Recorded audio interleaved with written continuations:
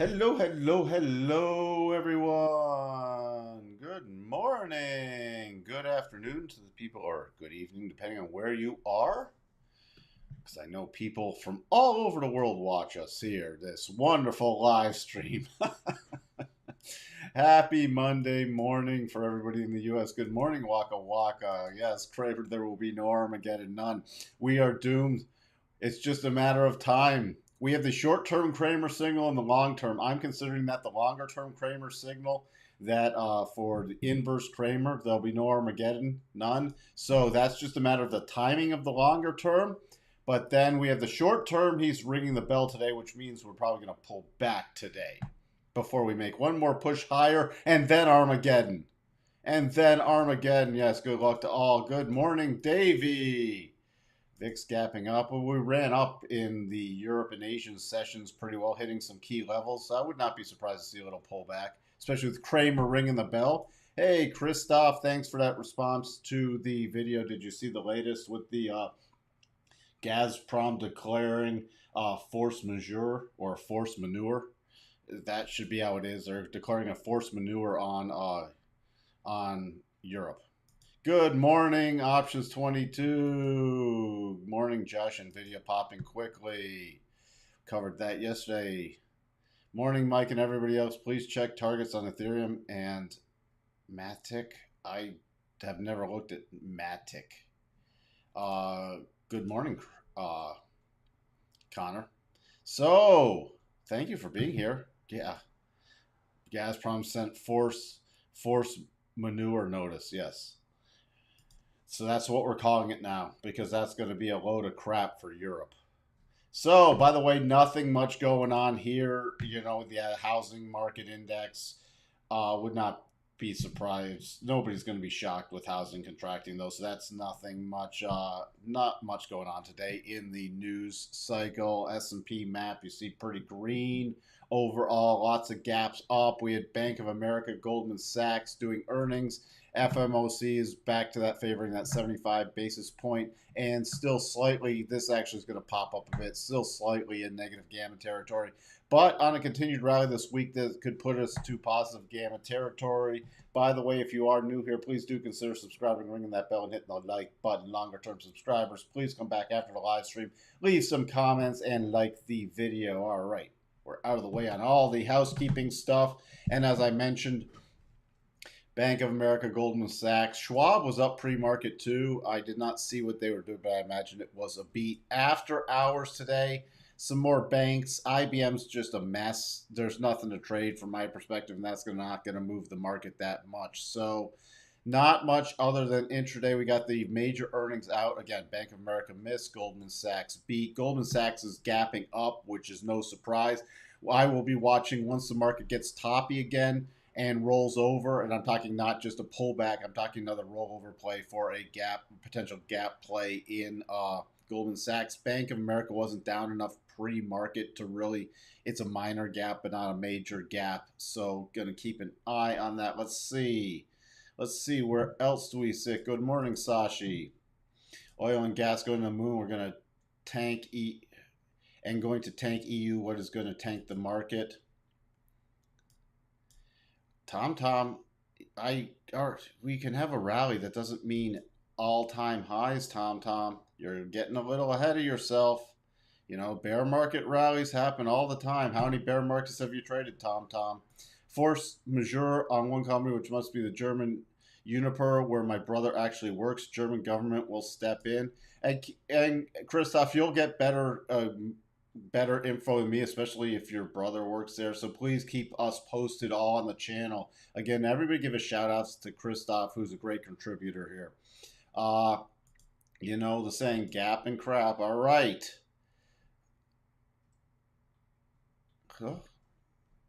Let's see. Gapping up is cheating when it's resistance support levels. Good morning, Lauren. All right. Let's see. It's now 3 companies. Well, let's see. Hey, Andrea. Hey. All right. So Let's take a look. Again, daily cycles still turning up, not at the top. Weekly cycles, as we covered yesterday, at the top, but not yet rolling over up against that weekly rotation zone. Remember, we closed on Friday above the 62.5 and already hit that 87.5. So let's take a look. 4 hours at the top, so would not be surprised to see a pullback.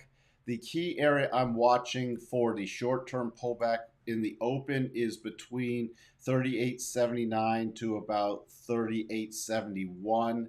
If Kramer called to daily top already with ringing the bell, then my next major area is back to 38.48, 38.50, back to that 62.5. If you want the minor levels, if we hold up, see, that's again this 38.80 levels. That's the bottom of the 1 hour rotation zone with a potential little pullback channel flag pattern. So keep an eye on that. That's what I will be watching. And then a potential rotation back up. The next targets, next minor target 39.21, next major target 39.51, 39.50, 39.51 area. Not necessarily for today. That's for, I think we'll easily hit that before we have the bigger rollover play in mind. So, NASDAQ, remember with the double and the close above the 62.5, already hit that 87.5, little pullback move. And also we've hit the higher probabilities because remember the final target's cutting through the wicks. Now I still am expecting this to hit the 50. So, but we got that little push up again, overbought on the 4 hour cycles, trying to roll over.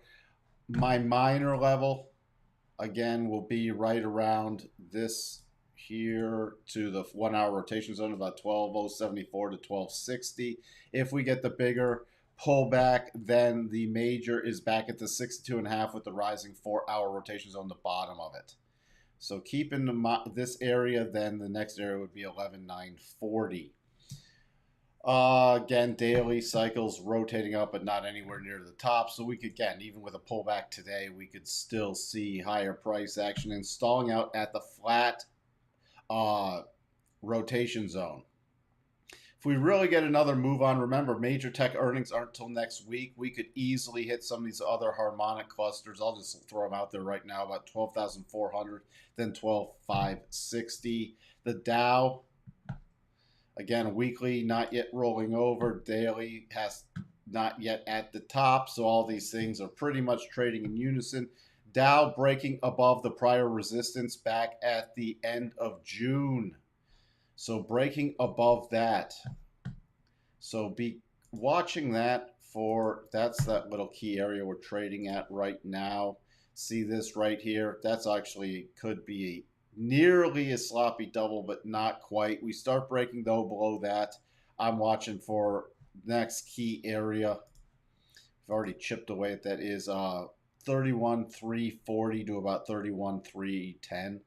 And then the major pullback areas is, again, I'll be watching that 31.300 right here with the rising 4 hour rotation zone and this prior resistance becoming pretty major support. Russell, everything's just trading in unison. Isn't that wonderful? Russell, key area is really back at about 1750 to about 1751. A break below that is back all the way to 1745, which is made. Not only do you have the rising rotation zone, you have the 62.5 harmonic, and you have the prior resistance becoming support. Next targets, Russell hasn't hit the 87.5 yet, 1771, and then I'm not, even before the most recent highs, I'm focusing on the 50% harmonic 1780. DAX. Again, I need this double to trigger on the daily since it is the rotation zone. So again, I'm watching 13,005 for the daily close. And then we trigger a double bottom right now. Before that, if we start breaking down below, come on. I have to really go below. Actually, I have to look at the gap fill play for this one. we start getting down below about 12,922, then it's the gap fill play before a potential rotation back up. Let's see, crude. We have that head and shoulders. Let me show you something right here. Just want to show you stop level, because you can't use, for people who know, the way I used to do it was a fail-safe trend line, but the better way to do it now is with using the 62.5, and it has to be on a closing basis. So you see the gap down, no close below there, and then the gap fill play resuming on the head and shoulders play. And the walk away stop essentially is a trade below the 75, which it did not do. So still, this play is still in an 100. I talked about this yesterday. I'm actually using the bump up stop right in front of 100, because I don't like a bump up stop right on the other side of 100, as I talked about yesterday. Then 102, then 103.76 area. Natty gas still moving higher from the head and shoulders play we covered last week. 738 next target, and then 774, then 811. I mentioned gold I'm watching for to get in with a longer term bottom. Short term, we just had this little double bottom breakout and retesting that area, so I'm going to be watching to see if it can rotate back up, but that's on a 4-hour basis, and that's not the longer term bottoming play. We still have the longer term bottoming play based off some Elliott wave stuff that I'm watching for in the next week and a half. Let's get to notes. Notes, it's either the breakout or breakdown plays I talked about yesterday. We start breaking down below 118.06. I'm just targeting this 117.18 on a breakout play, 118.30. Then I'm targeting 119.24 and still waiting for this bigger right-hand shoulder of the potential head and shoulders to get fully baked in. Dollar index, we're still getting the pullback. Finally, the pullback to the daily rotation zone. You see dropping out of overbought condition with cycles rolling over. So I'm going to be watching for either consolidation or slightly more pullback to get the daily cycles to the bottom. And weekly cycles could be topping, but then I'm watching for another push up. There'll eventually be the longer term bottom in the euro and the longer term top, I should say middle to longer term top in the dollar index. VIX, as was talked about earlier, slight gap up. But let's just watch for that potential gap play with the rollover after we get a potentially slight pullback. 24.22 would be key on that. Can somebody put in their current pre-market VIX, since this is slightly delayed, it's 15 minutes delayed. If the market does pull back more, major resistance coming in about 25.90 to 26. So I'll be watching for a potential slow rally up towards that before another rollover and a push higher. Let's see, we got lots of stuff going on. Hold on. It works better for commodities. I generally use a %B sell signal as a stop raise for stocks. All right, when we're in a bull market, it's not as reliable for a shorting indicator. Now, for commodities, it works both, because commodities and or FX trade both directions more readily. So that's why I don't mention it a lot. NASDAQ triple top. Yeah, we forming a triple, which favors a slight continuation pattern. Remember that, but it's ever so slight. It doesn't give you a ton of statistical advantage, but I am still watching based off the topping for us to still break out. It would be fascinating, because we are still in a clear path move up here. We could easily break out higher, get a lot of people sucked into the long side, and then get the next substantial rollover play, because I want cycles. Here's what I'm really, and again, it's not what I want, but one of my favorite things are when you get daily cycles at the top, you get weekly cycles at the top, you hit some key levels, and then you get the rollover play, because now you have a double whammy of topping cycles in unison on the daily and the weekly for the rollover plays. Tesla, again, potential gap up. If we weaken in the open, I'll watch for the gap fill. If on a rally, remember we have earnings on Wednesday. On any stronger rally place, it's at 750 area. which you see top here, top here, top here, dual harmonics. So that's the only rally play. Breakdown play besides a gap fill. The next key area is just breaking down to 687. I still need to close below 687 to really start targeting those lows. Let me just hit a couple of things. Bank of America. Oh, now pre-market is up. So I will be watching again if we roll over for potential with they had a miss on earnings. I will be watching for a rollover play in that. Goldman Sachs not looking for a significant gap fill play today, but once we start getting a topping area in Goldman Sachs, I will watch for a backfill play for the bigger eventual gap. That's not till we top out some other stuff. Let's see with the Qs and the spiders. Again, the Qs, we already had that double trigger, hit that first target. Next targets were 294, and then the miners 296. On any pullback play, your pullback plays I'd be watching right now. You got to sort of use that 1 hour. So pullback plays support level would be back at 290.40, and then the major support level comes back in about 288.25, 288.11, even all the way back to 287.86. So, but it looks like it's gapping above the second target. And remember, on it, I'm still going to, even with a pullback, going to be short-term bullish on this. And before this final target, which you see in the 4 hours looks really nice, 296.08, where again, that target I'd make 295.95. And right before that, you have the gap fill play of 295.38. So that's a topping area. How do I like to play stuff like that on the continuation bullish? I like to unwind the position up here. And then if it's going to pull, then I watch for that pullback play and then a resumption of trend play with the potential breakout play. But we'll cover that after it gets to this area. Spiders. Again, there's no gap fill play there, but it was a close above the 62.5. So you have to use the harmonic targets, 387.68. Next major target is 390.30 or 40 roughly.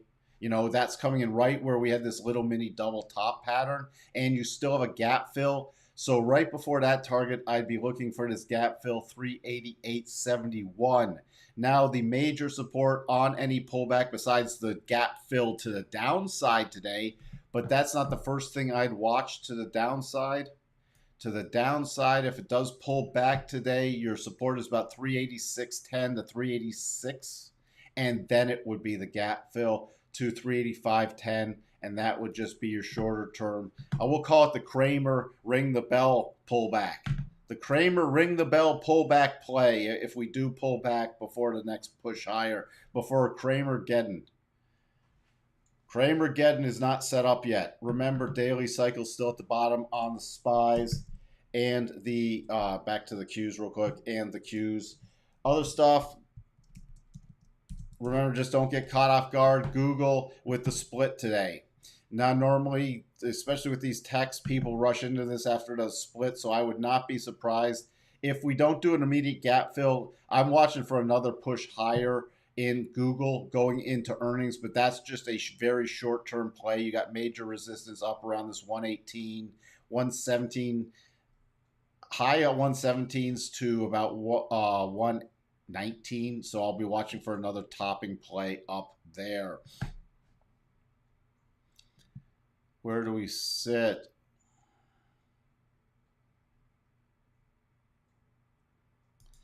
Mike, are you aware that we have heard the implied volatility is 50% higher than the historic average? There's no outlier fear, no fear for velocity of an outlier move. Yeah, we are at that pumped up higher implied volatility, but we have no fear in the market right now. The market price is pricing the potential for upside exact same as the potential for downside. Normally downside is 3 times. Oh, yes, agreed. And I think we're going to get another substantial a major rollover play, and then we might be able to put in at least a short-term capitulation bottom, which would be, again, a short to medium-term bounce. So I still see earnings compression. We're going to have to really get into this earnings season. Again, we're just working off these cycles and this overbought or oversold condition with cycles finally getting to the bottom. you're getting back to where negative gamma isn't as much of a play. And there's not a lot of stuff going on until the backload of this week and then major tech earnings next week. Thank you. 24.93 on. I learned something. No one knows anything in this market except Pelosi. Well, when you're Speaker of the House and you can front run your own bills, isn't that wonderful? I'm glad you're on vacation this week. Have a great, wonderful vacation. We'll see you when you get back, Sterling. All right. Oh, we wanted Ethereum. Let's just peek in at Bitcoin, Ethereum. Bitcoin, the double was off the table. We got that strong move up. Bitcoin cycles at the top on the daily, cycles at the getting to the top on the weekly. We still could have a little more upside. My upside targets for right now for Bitcoin are, if we get the continued rally in the NASDAQ as expected, 23,150 to 23,400 is my next target area with that before a potential rollover play. Ethereum.